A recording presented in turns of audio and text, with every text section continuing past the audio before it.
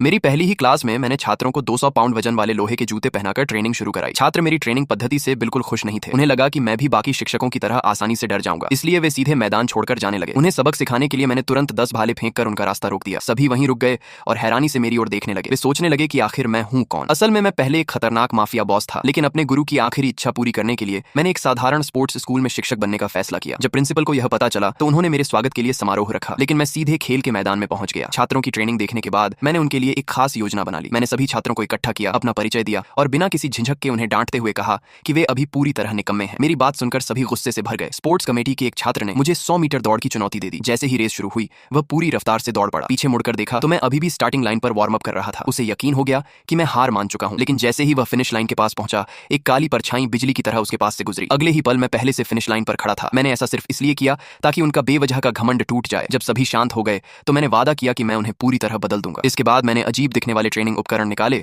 और कहा कि अब से हर अभ्यास इन्हें पहनकर ही करना होगा। अगले दिन प्रिंसिपल स्कूल के अधिकारियों को निरीक्षण के लिए लेकर आए। उन्होंने देखा कि छात्र कपड़े धो रहे हैं और गुब्बारे फुला रहे हैं। अधिकारियों ने इन तरीकों का मजाक उड़ाते हुए कहा कि यह सब बेकार है। मैंने उनकी शंका समझी और सबके सामने वादा किया कि अगर हमारी टीम इंटर स्कूल प्रतियोगिता में अच्छा प्रदर्शन नहीं करेगी तो स्कूल जो भी सजा देगा मैं उसे स्वीकार करूंगा। इसके बाद प्रिंसिपल अधिकारियों को वहां से ले गए। प्रतियोगिता के दिन मैंने छात्रों को आदेश दिया कि वे वही ट्रेनिंग उपकरण पहनकर मैदान में उतरे। उन्हें देखकर बाकी टीमों ने उनका खूब मजाक उड़ाया और उन्हें सर्कस का कलाकार कहा, लेकिन मुझे इसकी बिल्कुल परवाह नहीं थी। कुछ ही देर में शॉट पुट प्रतियोगिता शुरू हुई। विरोधी खिलाड़ी ने आसानी से 16 मीटर का शानदार थ्रो किया। मेरा छात्र घबरा गया तो सामने वाले खिलाड़ी ने उसका मजाक उड़ाते हुए कहा कि अगर डर लग रहा है तो मुकाबला छोड़ दो। रेफरी के कहने पर छात्र ने ट्रेनिंग वाला भारी शॉट पुट नीचे रख दिया। उसे पता भी नहीं चला कि उसके गिरते ही जमीन में बड़ा गड्ढा बन गया। उसने घबराकर हल्का शॉट पुट उठाया और पूरी ताकत से फेंकने की कोशिश की, लेकिन अचानक उसका संतुलन बिगड़ गया। पूरा स्टेडियम उसकी हालत देखकर हंसने लगा। दर्शक दीर्घा में बैठे माता पिता ने तुरंत प्रिंसिपल पर सवाल उठाए। उनका कहना था कि ऐसे शिक्षक के भरोसे अपने बच्चों का भविष्य नहीं छोड़ा जा सकता। बाकी अभिभावकों ने भी उनका समर्थन किया। प्रिंसिपल किसी तरह सभी को शांत कराने की कोशिश करने लगे, लेकिन किसी को यह नहीं पता था कि छात्र की ताकत कम नहीं हुई थी। लगातार भारी वजन के साथ अभ्यास करने की वजह से